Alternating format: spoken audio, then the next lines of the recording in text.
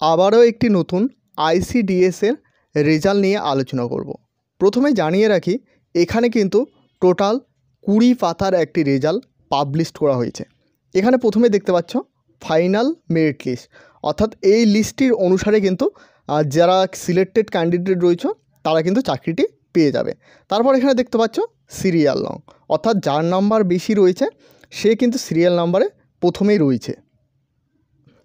Serial নংয়ের পাশে এখানে কিন্তু দেখতে পাচ্ছ রোল নং দেওয়া রয়েছে, অর্থাৎ আপনাদের যে অ্যাডমিট কার্ডের রোল নাম্বারটা দেওয়া রয়েছে সেটা কিন্তু এখানে দেওয়া রয়েছে। এরপর এখানে দেখতে পাচ্ছ name of candidate with guardian name, অর্থাৎ এখানে কিন্তু গার্জিয়ান নেমটা দেওয়া রয়েছে, অর্থাৎ যে বাড়ির গার্জিয়ান রয়েছে তার নামটা কিন্তু এখানে দেওয়া রয়েছে। তারপর এখানে দেখতে পাচ্ছ রেসিডেন্টাল অ্যাড্রেস, অর্থাৎ যেখানকার স্থানীয় বাসিন্দার, অর্থাৎ তোমাদের বাড়ি যেখানে রয়েছে তার অ্যাড্রেসটা কিন্তু এখানে দেওয়া রয়েছে। এরপর এখানে কিন্তু জিপি নেম, অর্থাৎ গ্রাম পঞ্চায়েতের নাম কিন্তু এখানে দেওয়া রয়েছে। এরপর এখানে দেখতে পাচ্ছ ক্যাটাগরি দেওয়া রয়েছে, অর্থাৎ OBC এবং UR।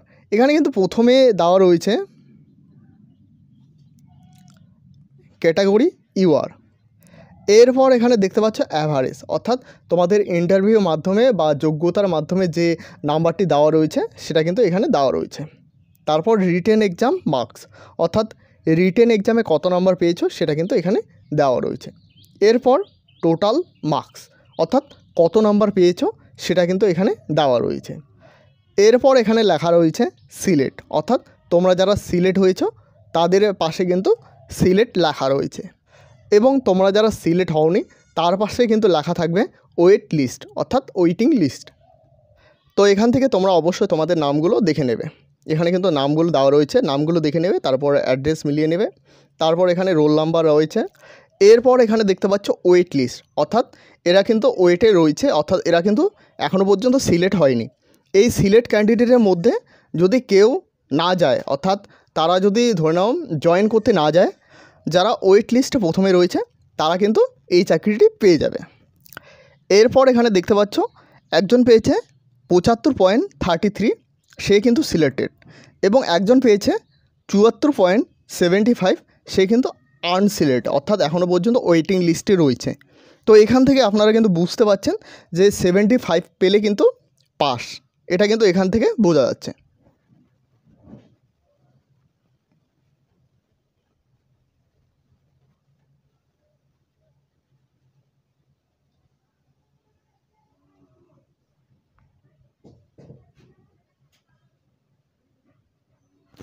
এখান থেকে টোটাল কিন্তু 19 জন ক্যান্ডিডেটকে সিলেক্ট করা হয়েছে। এখান থেকে কেউ যদি জয়েন না করে তাইলে কিন্তু তোমরা যারা ওয়েটিং লিস্টে রয়েছো তারা কিন্তু এই চাকরিটি পেয়ে যাবে। এখানে মেমো নং দেখতে পাচ্ছ, তারপর এখানে ডেটটা দেখতে পাচ্ছ 1/11/2019 তারিখে অঙ্গনওয়াড়ি ওয়ার্কারের অ্যাপ্লিকেশন করেছো বা পরীক্ষা দিয়েছো তাদের কিন্তু ফাইনাল মেরিট লিস্ট পাবলিশ করা হয়েছে বা জয়েনিং লেটার পাবলিশ করা হয়েছে। এই নোটিশটি পাবলিশ করা হয়েছে বাঁকুড়া হাতিরামপুর থেকে।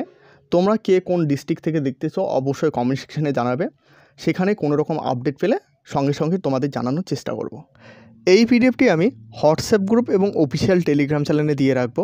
অবশ্যই তোমরা যারা এখনও পর্যন্ত হোয়াটসঅ্যাপ গ্রুপ এবং টেলিগ্রাম চ্যানেলে জয়েন না হয়ে থাকো অবশ্যই জয়েন হয়ে নেবে, কারণ সেখানে কিন্তু সমস্ত আপডেট সবার প্রথমে দেওয়া হয়ে থাকে।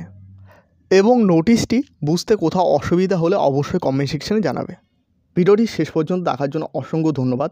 এই চ্যানেলে প্রথমবার হয়ে থাকলে অবশ্যই চ্যানেলটিকে সাবস্ক্রাইব করে সাথে বেল আইকন প্রেস করতে ভুলবে না, এবং এখনও পর্যন্ত হোয়াটসঅ্যাপ গ্রুপ এবং টেলিগ্রাম চ্যানেলে জয়েন না হয়ে থাকলে ভিডিও ডিসক্রিপশানে লিঙ্ক দেওয়া রয়েছে, সেখানে ক্লিক করে অবশ্যই জয়েন হয়ে নেবে।